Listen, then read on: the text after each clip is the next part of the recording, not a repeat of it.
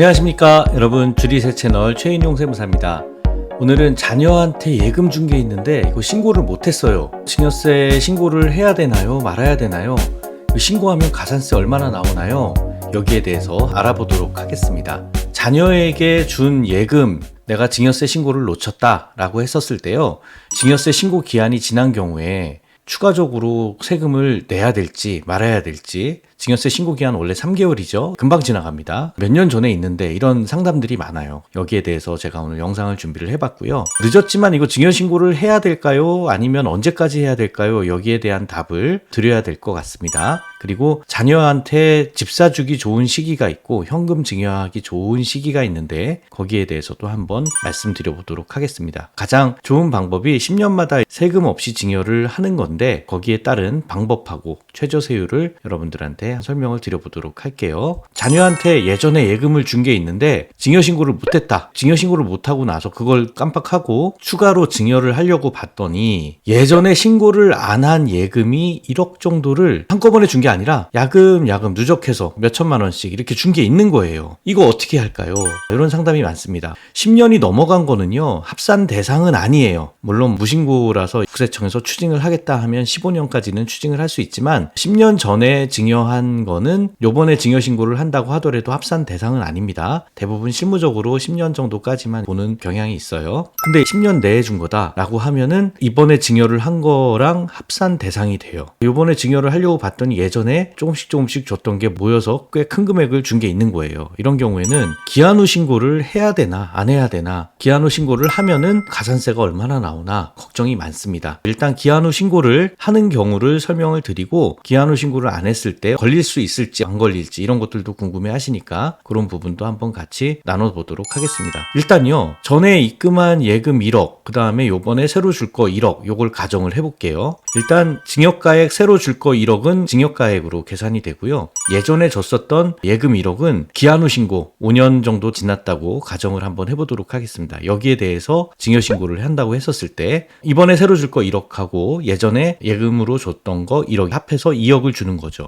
여기에 따른 기본공제를 5천을 해주고 2억에서 5천을 뺀 1억 5천, 세율이 20%가 되죠. 여기에 대해서 계산을 하면 1억 5천에 대한 20%에서 1,000만 원 누진공제 빼주면 2천만 원 정도가 나옵니다. 그리고 가산세가 나오죠. 이 가산세는 예전에 줬었던 거에만 가산세가 나오니까 가산세 계산을 한번 해보도록 하겠습니다. 예전에 줬던 예금 1억에 대한 증여세, 요것만 가지고 보는 거예요. 이번에 줄 거는 가산세가 안 나오죠. 그러니까 예전에 줬던 예금 1억에 대한 증여세 5천을 뺀 5천만 원에 대해서 10%니까 증여세가 500만 원이죠. 여기에 대해서 기한 후 신고 5년을 하면, 먼저 가산세는 두 종류가 있는데요. 신고를 안 한 거에 대한 가산세, 이거는 증여세 500만 원에 대한 20%니까 100만 원 정도가 나옵니다. 그리고 납부를 늦게 냈다라고 해서 늦게 낸 것만큼 이자를 내라 라는 취지의 가산세가 납부지연 가산세예요. 이거는 예전에 납부불성실 가산세라고 불렀는데 용어가 좀 바뀌었습니다. 납부지연 가산세가 하루에 10,000분의 25씩 계산이 돼요. 요거를 계산을 하면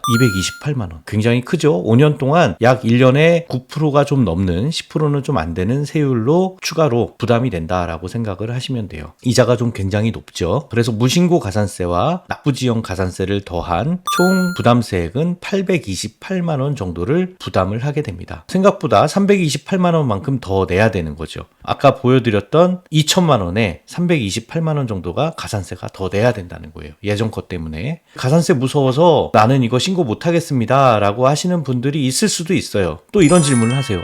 이거 증여신고 안 하면 이거 걸려요 안 걸려요? 걸릴 수도 있고요, 안 걸릴 수도 있는데 금액이 1억인 경우에는 애매하죠. 자녀의 소득 대비 취득하는 자산이 높으신 분들이 있어요. 재산을 자녀가 갑자기 많이 증가를 시켰다든가 소비나 지출을 많이 했다든가 라는 경우에 실질적으로 세금 신고가 별로 없는데 이렇게 재산이 증가한 분들은 세무조사를 통해서 걸릴 확률이 높습니다. 그리고 최근에 전세자금에 대해서도 조사를 하는 경향이 있는데요. 고가 차량을 취득한다든가 하는 경우에 사업자들은 특히 더 조사를 받을 확률이 높아요. 그리고 부모님이 갑작스럽게 사고가 나서 상속이 된 경우에는 부모님의 통장을 10년치를 보게 됩니다. 그러면서 통장에서 자녀들한테 입금을 해준 게 나타나는 경우가 있어요. 안 걸려요? 걸려요. 이거 제가 판단드리긴 좀 어렵지만 이런 케이스들에 의해서 많이 걸리게 되는 경우가 있습니다. 그러니까 여러분들 잘 판단하셔서 가산세를 내고, 가산세가 납부지연 가산세 자산세 때문에 매년 늘어나잖아요. 그러니까 빨리 신고하는 게 오히려 나실 수도 있어요. 자녀한테 증여하기 좋은 시기를 조금 더 한번 말씀드려보면 이 부분도 좀 많은 분들이 오해를 하셔가지고 제가 이 영상을 준비를 했는데요. 직계존속한테는 미성년일 때는 2천만 원, 그리고 성년일 때는 5천만 원까지 10년간 누적으로 세금이 없습니다. 태어날 때 2천만 원 주고 11살 때 2천만 원 주고 또 성년이 되면은 기념으로 5천만 원까지 주면은 이런 식으로 자녀한테 증여를 하면 총 9천만 원 정도의 세금이 하나 없이 증여를 할 수가 있어요. 10년이 누적이죠. 그래서 어떤 분들이 이런 질문을 합니다. 10년이 누적이니까 나는 한 번도 그 전에 증여를 안 받았고 부모님도 한 번도 증여를 안 했어요. 그러면은 9천만 원 그대로 살아있으니까 9천 정도 증여하는 거 아니냐?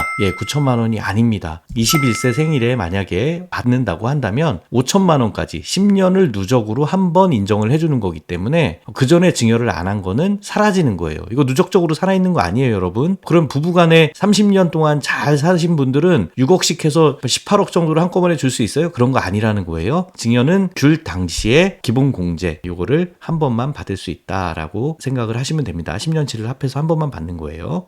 연령별로 증여를 유리한 경우를 정리를 한번 해보도록 하겠습니다. 증여는 보니까 10년마다 누진공제를 활용해서 하는 게 좋아요. 이게 세율도 낮은 세율부터 적용이 되니까 유리하죠. 그리고 1억까지는 10% 세율이니까 1억 2천, 1억 5천을 하는 경우도 요즘에 많습니다. 자산이 수백억 대이신 분들은 어차피 상속세로 내는데 차라리 5억까지 하자. 5억까지도 세율이 20%밖에 안 되니까 사업소득이나 근로소득보다 싸다 생각하시는 분들도 많습니다. 여유가 되신다면 낮은 세율 구간에서는 10년마다 증여를 해주시는 게 유리해요. 20세 이후에는 자녀가 이제 취직을 하고 급여가 생기면 고액으로 주택자금을 증여를 해도 유리합니다. 왜냐하면요, 주택자금 마련을 위해서 고액을 증여하면 증여세가 좀 높죠. 5억 정도를 증여를 하면 증여세가 한 1억 정도 가까이 나오게 되는데요. 그래도 이거를 5년간 나눠서 연부연납으로 낼 수가 있습니다. 연부연납이요, 대출 받는 것보다 훨씬 좋아요. 요즘에 대출 금리 때문에 이자가 점점 늘어나고 있는데 연부연납은 굉장히 저렴한 금리로 국가에서 현재 기준으로 1.2%만 받아도 되기 때문에 연부연납이 굉장히 유리합니다. 여러분, 오늘 자녀한테 증여한 예금을 신고하지 않은 경우에 어떻게 할까요? 라고 얘기를 나눠봤는데요. 여러분, 통장 내역을 먼저 확인하시고 증여를 신고해도 될지 안 해도 될지를 한번 판단을 하시기 바랍니다.